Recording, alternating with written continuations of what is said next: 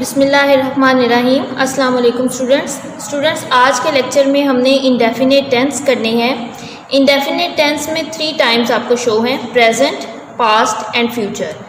Indefinite tense basically क्या है? ऐसा टेंस जो कि आपको किसी भी नाउन या प्रोनाउन की रूटीन या हैबिट को बताए, वो आपका इंडेफिनेट टेंस है। ठीक है, अगर वो रूटीन या हैबिट मौजूदा ज़माने यानी हाल की बताई जा रही है तो वो प्रेजेंट इंडेफिनेट टेंस है। अगर वो माजी या गुजरे हुए ज़माने की बताई जा रही है तो वो पास्ट इंडेफिनेट टेंस है। और अगर वो मुस्तकबिल यानी आने वाले ज़माने के बारे में बताई जा रही है तो वो फ्यूचर इंडेफिनेट टेंस है। आप कैसे पहचान सकते हैं कि कोई भी टेंस जो है वो प्रेजेंट इंडेफिनेट टेंस है या पास्ट इंडेफिनेट टेंस है या फ्यूचर इंडेफिनेट टेंस है? आपने उर्दू की स्टेटमेंट को देखना है। अगर तो उर्दू की स्टेटमेंट के आखिर में एक्शन यानी फॉर्म ऑफ वर्ब के बाद है लगा होगा या हैं लगा होगा तो है या हैं जो है ये आपके प्रेजेंट टाइम को शो कर रहे हैं। ठीक है, और खाता, सोती, खेलते यानी जो आपके एक्शन हैं उनके एंड में ता, ती या ते आएगा तो वो आपका इंडेफिनेट टेंस है। ठीक है, ये जो बच्चे अक्सर एक निशानी ये बताते हैं कि ता है, ती है, ते है हमारा प्रेजेंट इंडेफिनेट टेंस है, तो वो ता है, ती है, ते है बेसिकली आपका जो भी एक्शन होता है ना, जैसे खाता, ठीक है, तो खाता में ता है, सोती में ती है, खेलते में ते है। ठीक है, तो वो एक्शन के एंड पे जो ता या ती या ते आता है वो होता है बेसिकली। तो जब भी किसी उर्दू के जुमले के आखिर में आपको एक्शन के बाद है या हैं दिया गया होगा तो वो आपका क्या होगा? Present indefinite tense. और वो एक्शन जो है वो आपका ता, ती या ते पे ही ख़त्म होना चाहिए। ठीक है, पास्ट इंडेफिनेट टेंस का आपको कैसे पता चलेगा? उर्दू के जुमलों में जो आपका उर्दू का जुमला जो भी होगा वो एक्शन पर ख़त्म हो जाएगा। ठीक है, जैसे खाया, सोई, खेले। बच्चे अक्सर कहते हैं अलिफ छोटिए या बढ़िए पे जुमले ख़त्म हो जाते हैं। वो अलिफ छोटिए या बढ़िए पे इसलिए ख़त्म होते हैं क्योंकि जो भी एक्शन आपको गिवन होता है यानी आपकी फॉर्म ऑफ वर्ब जो है उसके बाद कोई और वर्ड नहीं आता और वो फॉर्म ऑफ वर्ब जो है उसके एंड में अलिफ छोटिए या बढ़िए लगा हुआ होता है। फिर आपने फ्यूचर इंडेफिनेट टेंस को कैसे पहचानना है? कोई भी रूटीन या हैबिट शो करते हुए जब आपको फॉर्म ऑफ वर्ब या एक्शन के बाद गा, गी या गे का वर्ड नज़र आएगा तो ये गा, गी और गे आपके फ्यूचर को शो कर रहे हैं और ये एक्शन साथ लगा हुआ है जो कि आपका इंडेफिनेट होगा। ठीक है, तो जब एक्शन के साथ गा, गी या गे लगा हुआ होगा तो वो आपका फ्यूचर इंडेफिनेट टेंस जो है वो होगा।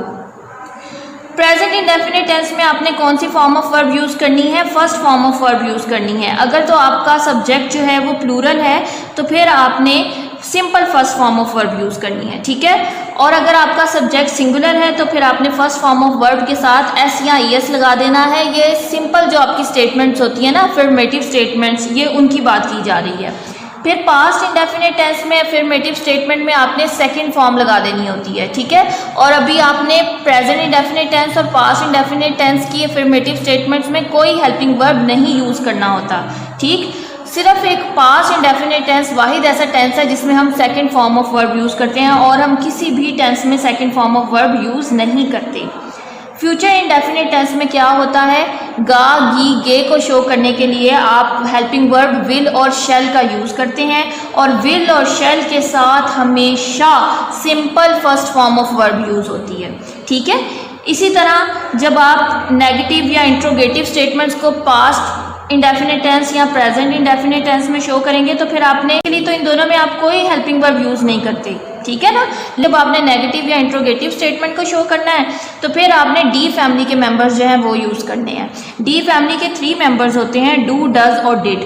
डू और डज जो है ये हम प्रेजेंट इंडेफिनेट टेंस में यूज़ करते हैं और डिड जो है ये हम पास्ट इंडेफिनेट टेंस में यूज़ करते हैं। जब भी आपके पास सब्जेक्ट आई, वी, यू या दे होगा या ज़्यादा सारे नेम्स होंगे तो आप क्या यूज़ करेंगे? डू। और जब आपके पास सब्जेक्ट या प्रोनाउन ही, शी, इट होगा और एक सिंगुलर नेम होगा तो फिर आप क्या यूज़ करेंगे? डज। और पास्ट इंडेफिनेट टेंस में आपके पास चाहे सिंगुलर प्रोनाउन हो, चाहे प्लूरल प्रोनाउन हो, सिंगुलर सब्जेक्ट हो या प्लूरल सब्जेक्ट हो, आपने उन सब के साथ डिड यूज़ करना है। और जब भी हम डी फैमिली के मेंबर्स को यूज़ करते हैं तो डी फैमिली के मेंबर्स के साथ हमेशा simple first form of verb आती है। ठीक है, यानी अगर आप अफर्मेटिव सेंटेंस में फर्स्ट फॉर्म लगा रहे हैं या फर्स्ट फॉर्म के साथ एस और ईएस लगा रहे हैं तो नेगेटिव सेंटेंस आप जब भी बनाएंगे चाहे अब वो सिंगुलर ही क्यों ना हो आपने डज लगा दिया, डज के बाद आपने simple first form of verb लगानी है। ये जो आपका एस और ईएस होता है ना, ये डू अपने साथ लगा लेता है और फिर डज बना देता है, ठीक है। इसलिए हमें फिर फर्स्ट फॉर्म ऑफ वर्ब के साथ एस और ईएस लगाने की जरूरत नहीं पड़ती। जो प्लूरल होगा उसके साथ तो आप डू लगाएंगे, और प्लूरल में वैसे भी आपने फर्स्ट फॉर्म ऑफ वर्ब लगानी है और डू के साथ भी आपने फर्स्ट फॉर्म ऑफ वर्ब लगानी है। फिर जब आपके पास पास्ट इंडेफिनिट टेंस है तो इधर आप सिंपल में, अफर्मेटिव में तो second form of verb use कर रहे थे ना, लेकिन जब आपने उस स्टेटमेंट को नेगेटिव या इंट्रोगेटिव में कन्वर्ट करना है तो फिर आपने डिड यूज करना है, और डिड अगेन क्योंकि डी फैमिली का मेंबर है तो डिड के साथ पास्ट इंडेफिनिट टेंस में भी first form of verb use करेंगे। ऐसा बिल्कुल नहीं करना कि डिड के साथ सेकंड फॉर्म ऑफ वर्ब आप यूज कर दें, वो गलत हो जाएगा, पूरा क्रॉस हो जाएगा, ठीक है।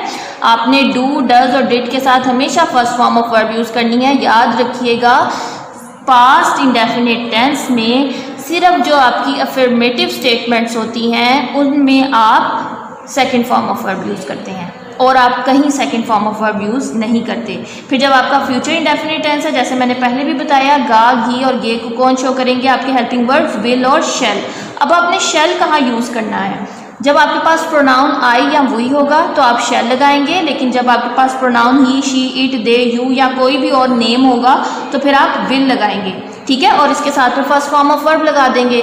लेकिन ऐसे सेंटेंसेस जिसमें आपको डिटर्मिनेशन शो करवाई जा रही है, ठीक है, यानी पुख्ता अज़म या पुख्ता इरादा बताया जा रहा है, जिसमें हमें वर्ड लाजमी या ज़रूर नज़र आएगा, ठीक है, जैसे मैं ये काम लाजमी करूँगा, ठीक है, या मैं ये काम ज़रूर करूँगा, तो जब आपको डिटर्मिनेशन शो करवाई जा रही होगी उर्दू के जुमलों में तो आप लाजमी और ज़रूर के थ्रू वो शो कर लेंगे ना, ठीक है। अब आप इंग्लिश में कैसे करेंगे?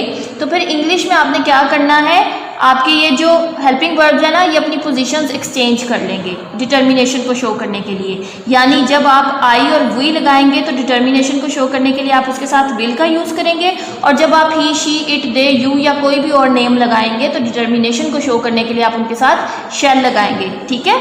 यानी इन दोनों ने अपनी पोजीशंस चेंज कर ली। सिंपल फ्यूचर इंडेफिनिट टेंस में आपने आई और वी के साथ शेल लगाना है, और बाकी सब प्रोनाउन या दूसरे नाउन्स के साथ आपने विल लगाना है। लेकिन ऐसे फ्यूचर इंडेफिनिट टेंस जिनमें डिटर्मिनेशन शो हो रही होगी, पुख्ता अज़म या इरादा शो हो रहा होगा, और उर्दू में लाजमी या ज़रूर का वर्ड इस्तेमाल किया जाएगा, तो फिर आपने उनमें आई और वी के साथ विल लगाना है और बाकी सब के साथ शेल लगाना है। फर्स्ट फॉर्म ऑफ वर्ब वैसे की वैसी रहेगी।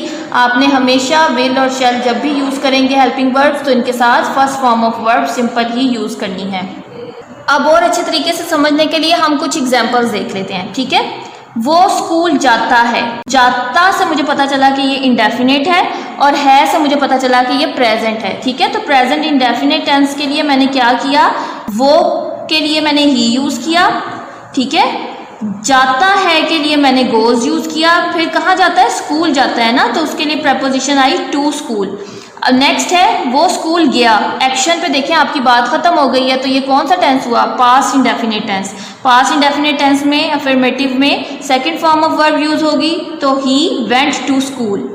फिर वो स्कूल जाएगा, जाएगा से मुझे पता चला कि ये फ्यूचर इंडेफिनिट टेंस है, तो मैंने उसी के according he will go to school लिख दिया। ही के अकॉर्डिंग विल आया हेल्पिंग वर्ब। लेकिन जब मैंने नेक्स्ट स्टेटमेंट पढ़ी तो वो थी वो स्कूल ज़रूर जाएगा, ठीक है। अब यहाँ पे ज़रूर जाएगा, जाएगा हमारा फ्यूचर इंडेफिनिट टेंस शो करवा रहा है, और ज़रूर क्या बता रहा है कि इसमें डिटर्मिनेशन है। तो फिर मैंने इंग्लिश में इसको कैसे ट्रांसलेट किया? ही शैल गो टू स्कूल, ठीक है। यानी मैंने ये दिमाग में रखना है कि सिंपली ही के साथ विल लगता है, लेकिन अब क्योंकि ज़रूर है, डिटर्मिनेशन शो की जा रही है, तो ही के साथ मैंने शैल हेल्पिंग वर्ब जो है ये यूज़ किया। अब हम इनके स्ट्रक्चर्स देख लेते हैं।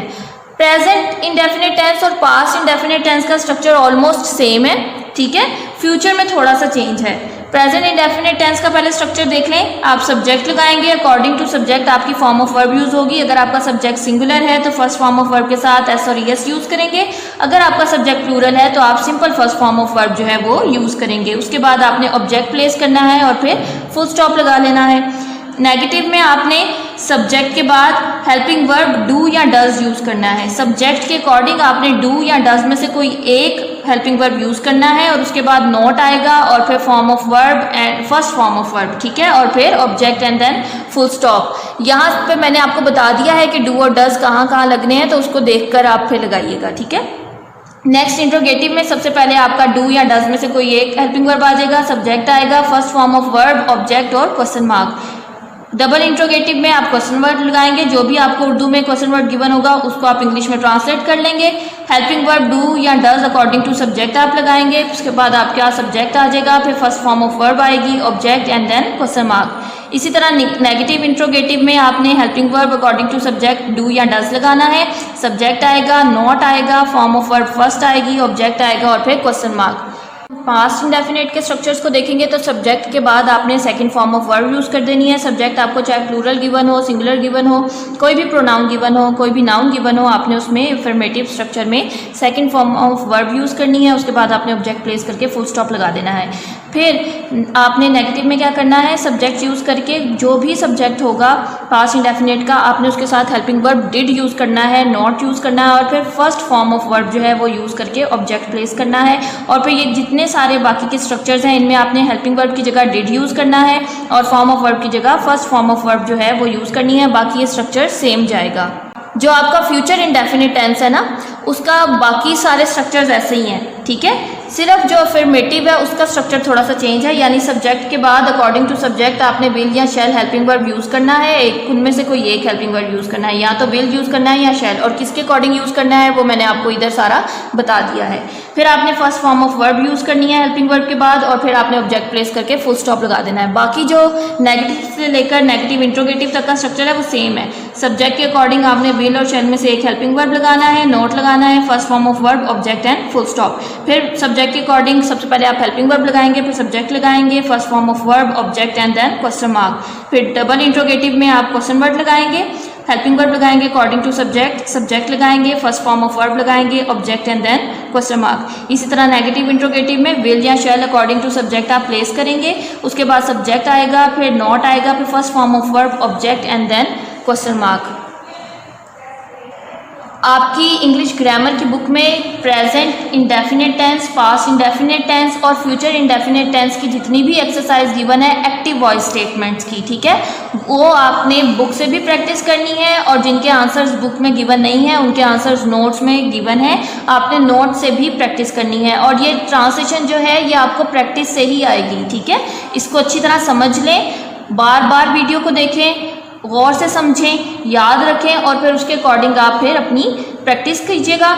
और ध्यान रखिएगा आपने ट्रांसलेशन की एक्टिव वॉइस स्टेटमेंट करनी है, ब्रैकेट में आपको लिखा हुआ है, ठीक है, कि ये एक्टिव वॉइस सेंटेंसेस हैं, आपने फिर एक्टिव वॉइस सेंटेंसेस करने हैं। स्टूडेंट्स ये सारा जो है ये आपने अपनी नीट कॉपीज़ पर लाजमी नोट करना है। और अब आपने अपनी नीट कॉपीज़ पर क्या काम करना है, इसको नोट करने के अलावा बहुत अच्छे तरीके से लिखिएगा ताकि आपको भी समझ आए और जो चेक करे उसको भी समझ आए।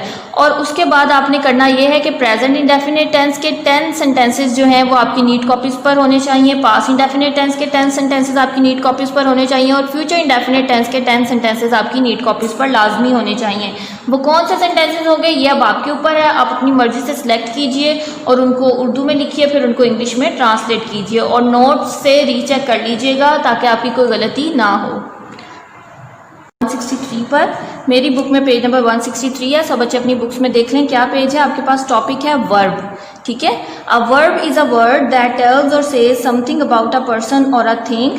वर्ब एक ऐसा वर्ड है जो कि किसी पर्सन या किसी थिंग के बारे में कुछ ना कुछ आपको बताता है। We can not make sentence without a verb. Verb के बगैर हम कोई भी सेंटेंस जो है वो नहीं बना सकते। वर्ब के बगैर हमारा सेंटेंस इनकम्प्लीट होता है क्योंकि वर्ब किसी भी सेंटेंस का बहुत इंपॉर्टेंट पार्ट होता है। It is therefore the most important word in a sentence. आसान अल्फाज में आप ये समझ सकते हैं कि ऐसा वर्ड जो कि किसी भी नाउन या किसी भी प्रोनाउन का एक्शन बताता है, ठीक है, उसको हम क्या कहते हैं, वर्ब कहते हैं। फॉर एग्जाम्पल, खाना खाया, मैं सोई, वो रोई, वो चला। ये चला, सोई, खाया, रोई, ये सारे क्या हैं, किसी भी नाउन या प्रोनाउन के एक्शंस हैं, ठीक है।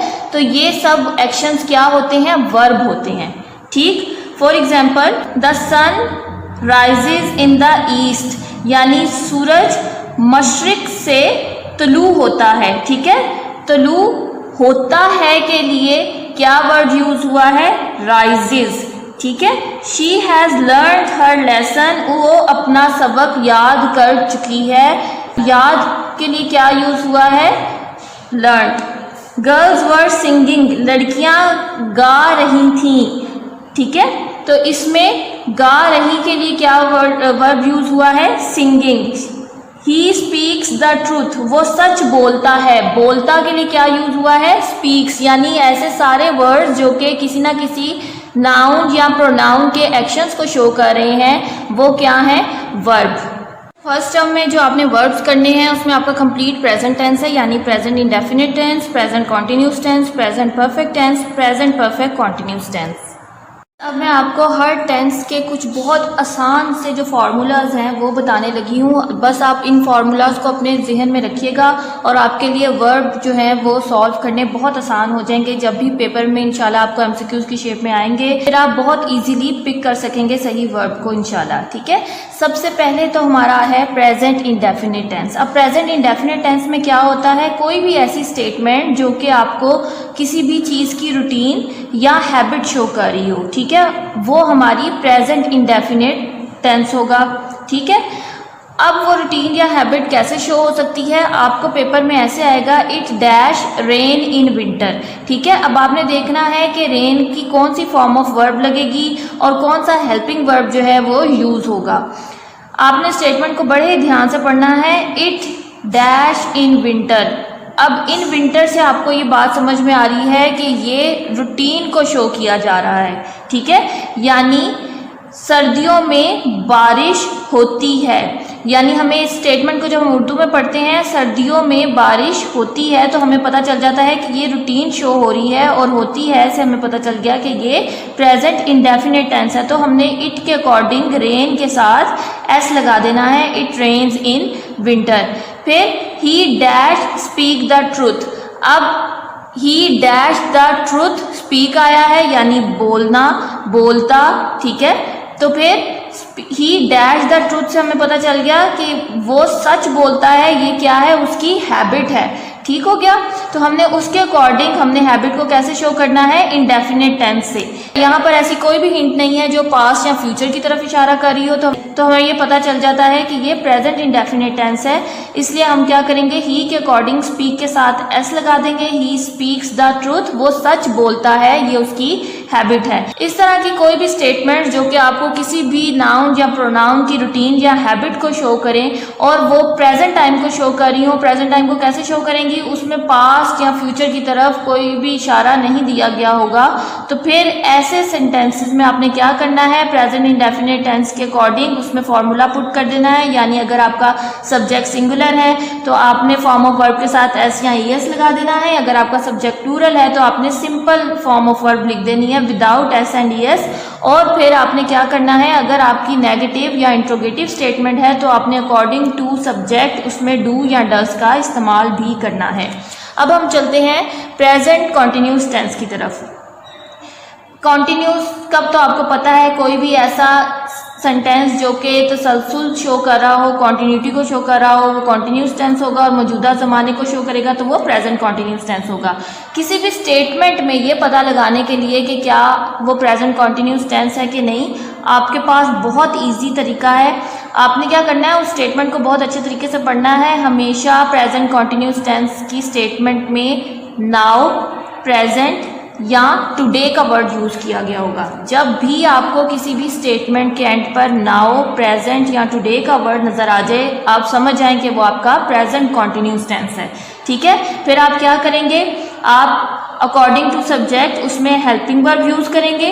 ठीक है, यहाँ सिंगुलर सब्जेक्ट था इसलिए इज आया है। अगर आई होता तो एम आ जाता, अगर प्लूरल सब्जेक्ट होता तो आर आ जाता। उसके बाद जो भी आपको वर्ब दिया गया होगा वो लगा के आपने कॉन्टिन्यूटी को शो करते हुए उस वर्ब के साथ ING लगा देना है। It is raining at present. Shahida is singing a sad song today. The baby is crying for milk now. ठीक है। बहुत से बच्चे इस चीज़ में कंफ्यूज हो जाते हैं कि हमारे पास तो प्रेजेंट इंडेफिनिट टेंस भी है नोट्स में और प्रेजेंट कॉन्टिन्यूस टेंस भी है, यानी इधर इट रेन्स एट प्रेजेंट भी लिखा हुआ है, Shayda sings a sad song today भी लिखा हुआ है, the baby cries for milk now भी लिखा हुआ है। बेटे वो इसलिए लिखा हुआ है कि इन केस आपको पेपर में खुदा ना खास्ता प्रेजेंट कॉन्टिन्यूस टेंस की ऑप्शन नहीं आती, ठीक है, वो मिस हो जाती है, तो फिर नियरेस्ट ऑप्शन का जो बबल है आपने वो फिल करना होता है, ठीक है। उस सूरत हाल में आप क्या करेंगे, फिर आप प्रेजेंट इंडेफिनिट टेंस की तरफ चले जाएंगे। अगर प्रेजेंट कॉन्टिन्यूस टेंस का ऑप्शन आपको गिवन नहीं होगा तो ही आप प्रेजेंट इंडेफिनिट टेंस के बबल को फिल करेंगे, ठीक है। लेकिन अगर प्रेजेंट इंडेफिनिट टेंस भी गिवन है, प्रेजेंट कॉन्टिन्यूस टेंस भी गिवन है, तो फिर आपने प्रेजेंट कॉन्टिन्यूस टेंस का बबल ही फिल करना है, वरना आपके मार्क्स डिडक्ट हो जाएंगे, ठीक। फॉर एग्जाम्पल अगर आपको ऑप्शन में रेन्स भी आ जाता है और इज रेनिंग भी आ जाता है तो आपने उसमें से इज रेनिंग को ही सिलेक्ट करना है, ठीक हो गया। लेकिन अगर इज रेनिंग का ऑप्शन ही नहीं है, ठीक है, तो फिर आप रेन्स की तरफ चलेंगे। इसलिए बहुत ध्यान से करना है और मेरी बात को बहुत गौर से समझिएगा कि मैं क्या कह रही हूँ। मैं आपसे ये कह रही हूँ कि इन सब ऑप्शंस में जहाँ आपके पास नाउ, प्रेजेंट या टुडे का वर्ड यूज हुआ हो, आपने हमेशा प्रेजेंट कॉन्टिन्यूस टेंस की ऑप्शन को ही सिलेक्ट करना है, ठीक है। इन केस आपके पास पेपर में प्रेजेंट कॉन्टिन्यूस टेंस की ऑप्शन नहीं है, ठीक है, तो फिर आपने प्रेजेंट इंडेफिनिट टेंस की ऑप्शन जो है उसको सिलेक्ट करना है। अब हम चलते हैं प्रेजेंट परफेक्ट टेंस की तरफ। ऐसी स्टेटमेंट जो कि आपको ये बताए कि आपका कोई भी एक्शन जो है वो परफॉर्म हो चुका है, कोई भी काम हो चुका है, तो ऐसा टेंस क्या होता है, प्रेजेंट परफेक्ट टेंस। और इंग्लिश की स्टेटमेंट्स में इनकी निशानी बहुत आसान है। ज़्यादातर जो स्टेटमेंट्स हैं उनमें ऑलरेडी का वर्ड जो है वो यूज़ हुआ होता है। ऑलरेडी से हमें पता चल जाता है कि ये हमारे पास प्रेजेंट परफेक्ट टेंस है, ठीक है। इन केस आपके पास ऑलरेडी का वर्ड गिवन नहीं है तो आपने परेशान नहीं होना या किसी और टेंस को आपने सेलेक्ट नहीं कर लेना।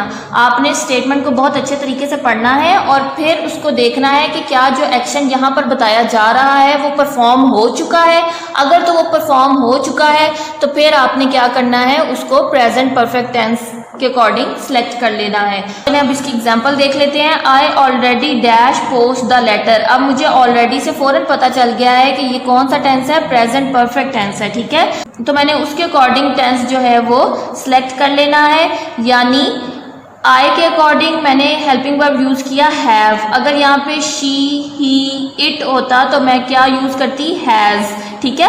आई, वी, दे, यू के लिए हम क्या यूज करेंगे, हैव। अब आई के अकॉर्डिंग मैंने हैव यूज कर लिया और हैज, हैव, हैड के साथ आपने हमेशा third form of verb use करनी होती है। तो ये क्योंकि प्रेजेंट टेंस है, हैज और हैव यूज करना है हमने इसमें, तो हमने पोस्ट की थर्ड फॉर्म यानी पोस्टेड जो है वो यूज की है। तो मेरी ये स्टेटमेंट बन गई, I already have posted the letter. Present perfect continuous tense का तो पता लगाना सबसे ज्यादा आसान है। कैसे, कोई भी स्टेटमेंट जो होगी उसके लास्ट टू या लास्ट थर्ड वर्ड्स को गौर से देखिएगा, वहां पर आपको सिंस या फॉर का वर्ड नजर आएगा। सिंस के फौरन बाद टाइम गिवन होगा या फॉर के फौरन बाद टाइम गिवन होगा, ठीक है। अगर आपको एग्जैक्ट टाइम दिया गया होगा तो फिर उससे पहले सिंस लगा हुआ होगा, और अगर आपको एग्जैक्ट टाइम नहीं दिया गया होगा तो उससे पहले फॉर लगा हुआ होगा, ठीक है। जिस भी सेंटेंस में टाइम से पहले सिंस या फॉर लग रहा है, आपको फौरन से पता चल जाएगा कि वो आपका प्रेजेंट परफेक्ट कॉन्टिन्यूस टेंस है। आपने प्रेजेंट परफेक्ट कॉन्टिन्यूस टेंस के अकॉर्डिंग उसमें according to subject helping verb has या हैव यूज़ करना है। हैज़ या हैव के फौरन बाद आपने बीन का यूज़ करना है और फिर first form of verb with ING use कर लेना है, ठीक है। अब मेरे पास एग्जाम्पल में एक स्टेटमेंट है, she dash sleep since morning. अब मैंने देखा कि यहाँ तो सिंस गिवन है और मॉर्निंग बिल्कुल एग्जैक्ट टाइम है, ठीक है। चलिए अगर आप एग्जैक्ट टाइम में नहीं भी समझ पाते कि एग्जैक्ट टाइम है या नहीं है, आप ये देख लें आपके पास सिंस या फॉर गिवन है, ठीक हो गया, और उसके बाद टाइम गिवन है। तो फिर जब मेरे पास सिंस था तो मुझे पता चल गया कि ये प्रेजेंट परफेक्ट कॉन्टिन्यूस टेंस है और मैंने उसके अकॉर्डिंग यहाँ पर शी के अकॉर्डिंग हैज लगा दिया, बीन आया, प्रेजेंट परफेक्ट कॉन्टिन्यूस टेंस में बीन लगता है, और फिर स्लीप के साथ मैंने आईएनजी लगा दिया।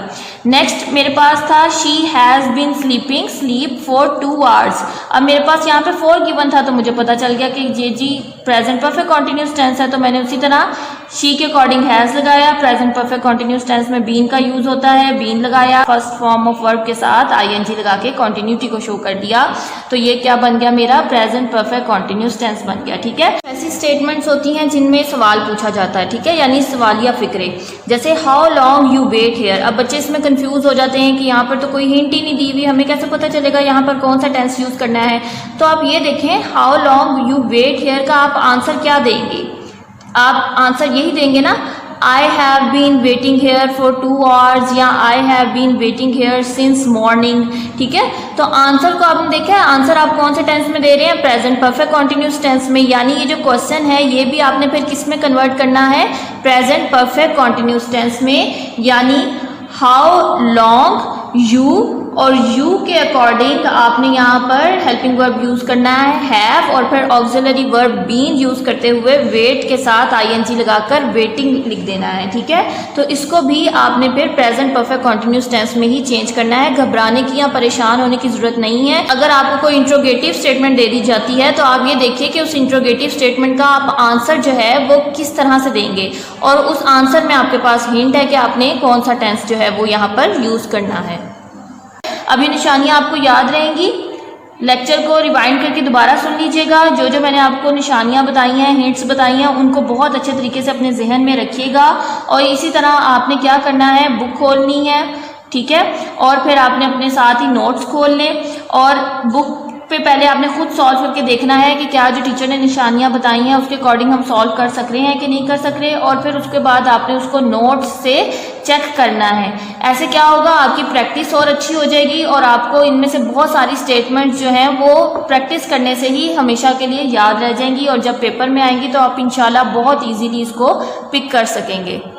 नोट से प्रैक्टिस करते हुए आपने बुक को लाजमी अपने सामने रखना है, ताकि अगर कोई मिस्टेक है तो वो आपको पता चल सके। ठीक है, इसकी बहुत अच्छे तरीके से प्रैक्टिस कीजिएगा और अपना बहुत सारा ख्याल रखिएगा। अल्लाह हाफिज़।